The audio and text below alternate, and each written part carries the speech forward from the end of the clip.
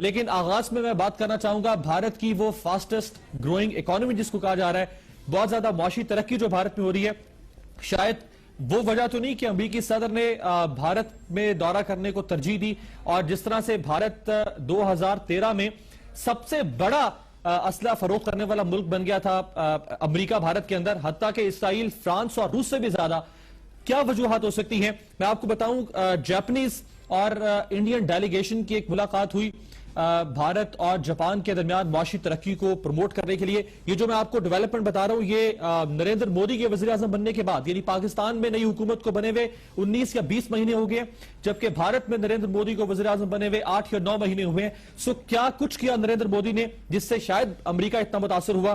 اس کے علاوہ جاپانی پرائم منسٹر نے نریندر مودی کو آسٹریلیا میں ایک ملاقات کے دوران عشائیے پر دعوت دی، وہاں پر دونوں رہنماؤں میں ملاقات ہوئی اور اس خواہش کا اظہار کیا گیا جاپان کی جانب سے کہ وہ بھارت میں انویسٹ کرنا چاہتا ہے۔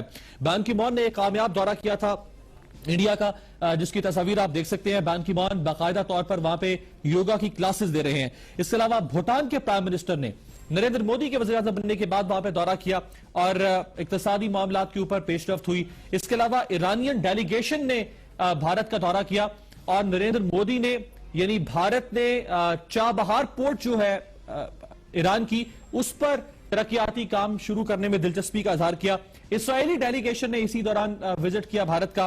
اس کے علاوہ سنگاپور کا ایک وفد جو ہے وہ نریندر مودی سے ملا اور سنگاپور نے بھارت کے اربن ڈیولپمنٹ میں کنٹریبیوٹ کرنے کے لیے خواہش کا اظہار کیا۔ Deputy prime minister of Poland, انہوں نے بھارت کا دورہ کیا۔ موریشیس کے وائس پریمیئر نے بھارت کا دورہ کیا۔ بنگلہ دیش کے صدر نے بھارت کا دورہ کیا۔ رشین پریزیڈنٹ نے اینول سمٹ میں نئی دہلی میں شرکت کی اور وہاں پر دونوں ممالک نے کہا کہ ہم ترقیاتی کام کریں گے۔ اس کے علاوہ ساؤتھ افریقہ کے فارن منسٹر نے بھارت کا دورہ کیا۔ بھارت نے کیمپین شروع کی، میک ان انڈیا، یعنی صنعتیں بھارت میں لگائیں اور یہاں سے پروڈکشن ہونی چاہیے۔ اسی میک ان انڈیا کیمپین کے تحت ساؤتھ کورین ڈیلیگیشن سے ملاقات ہوئی بھارتی ڈیلیگیشن کی، اور ایک جو سروے آیا جس میں دنیا کے ان لیڈرز کے بارے میں یہ بات کی گئی جو ٹاپ پرفارمنگ ہیں، جنہوں نے دنیا میں بہت اچھا پرفارم کیا ہو، ان میں نریندر مودی جو ہے وہ ہمیں دوسرے نمبر پر نظر آئے۔ 30 ممالک میں سے دوسرے نمبر پر نریندر مودی، چائنا، انگلینڈ، اس کے علاوہ رشیا، امریکہ، یہ سب، جرمنی، یہ سب نریندر مودی کے بعد ہمیں دکھائی دیے۔ گلوبل پرسپشن انڈیکس جو ہے اس میں انڈیا پہلے نمبر پر نظر آیا ہمیں۔ 4th انڈین عرب پارٹنرشپ کانفرنس ہوئی، یعنی عرب ممالک جو ہیں وہ بھی بھارت کے ساتھ اقتصادی معاملات میں دلچسپی لے رہے ہیں۔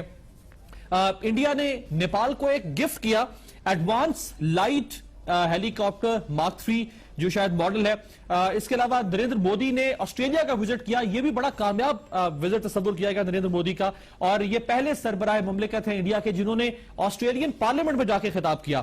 G20 کا بھی بھارت رکن ہے، برکس فیملی کا ممبر ہے بھارت، اور انجیلا مرکل جو ہیں جرمن چانسلر، انہوں نے 2 بار اس خواہش کا اظہار کیا کہ نریندر مودی جرمنی کا دورہ کریں۔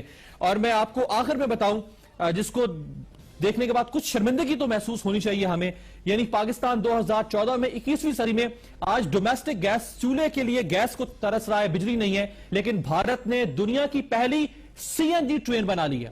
دنیا کی پہلی CNG ٹرین بھارت نے بنا لی ہے جو چنائی میں بنی ہے، لیکن پاکستان جو ہے وہ آج گیس کے لیے چولہے ٹھنڈے ہو رہے ہیں اور پاکستان بجلی کے لیے رس رہا ہے۔ سو یہ ایک ڈیولپمنٹ ہمیں نظر آتی ہے نریندر مودی کے 8-9 مہینے کے اقتدار میں۔